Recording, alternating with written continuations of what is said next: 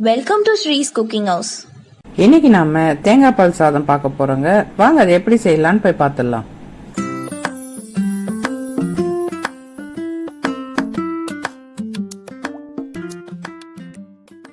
இப்போ ஒரு பாத்திரத்தை அடுப்புல வச்சிடலாங்க. 3 டேபிள் ஸ்பூன் அளவுக்கு எண்ணெய் ஆட் பண்ணிக்கலாம். பிரிஞ்சி இலை 2, பட்டை 2 துண்டுங்க, அன்னாச்சி பூ 2 பூ எடுத்திருக்கேங்க, 4 லவங்கம் எடுத்திருக்கேன், மராட்டி மொக்கு 2 எடுத்திருக்கேங்க. இப்போ இதை ஆட் பண்ணிடலாம். இப்போ 2 வெங்காயம் ஆட் பண்றோங்க, 6 பச்சை மிளகாய் ஆட் பண்ணிடலாம். சேர்த்து நல்லா வதக்கிடலாங்க.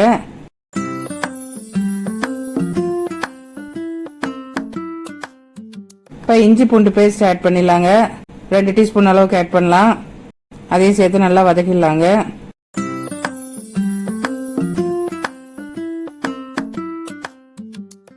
புதினா ஒரு கைப்பிடி அளவு போட்டுக்கலாம்.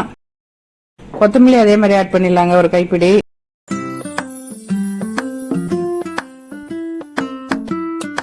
இப்போ நம்ம தேங்காய் பால் ஊற்றலாங்க. 2.25 டம்ளர் தேங்காய் பால் எடுத்துருக்கேங்க, 1.5 டம்ளர் அரிசிக்கு.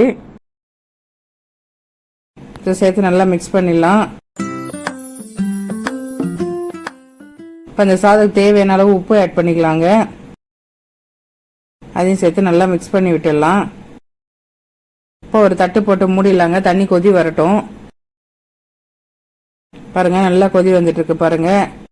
அரிசி ஆட் பண்றதுக்கு முன்னாடி நெய் ஆட் பண்ணிடலாங்க. 2 டீஸ்பூன் அளவுக்கு ஆட் பண்ணுங்க. அரிசி போட்டுக்கலாங்க, 1.5 டம்ளர் எடுத்திருக்கேன். அதையும் சேர்த்து மிக்ஸ் பண்ணி விட்டுடலாங்க. இப்போ நம்ம ஒரு தட்டு போட்டு சிம்ல வச்சிடலாங்க. ஒரு 10 நிமிஷம் குக் ஆகட்டும். இப்போ பாருங்க நல்லா தண்ணி எல்லாம் வத்தி இருக்கு பாருங்க. இப்போ நாம தம் போட்டுடலாம். திரும்ப ஒரு 10 நிமிஷம் குக் ஆகட்டுங்க. இந்த ரைஸுக்கு பார்த்தீங்கன்னா பன்னீர் குருமா, வெஜ் குருமா, இந்த மாதிரி ஏதாவது ஒரு குருமா வச்சு சாப்பிட்டா ரொம்ப டேஸ்டா இருக்குங்க. பாருங்க தேங்காய் பால் சாதம் ரெடி ஆயிடுச்சுங்க. சூப்பரா ரெடி ஆகி வந்திருக்கு. கண்டிப்பா ட்ரை பண்ணி பாருங்க. உங்களுக்கு இந்த வீடியோ பிடிச்சிருந்தா லைக் பண்ணுங்க, ஷேர் பண்ணுங்க, கமெண்ட் பண்ணுங்க.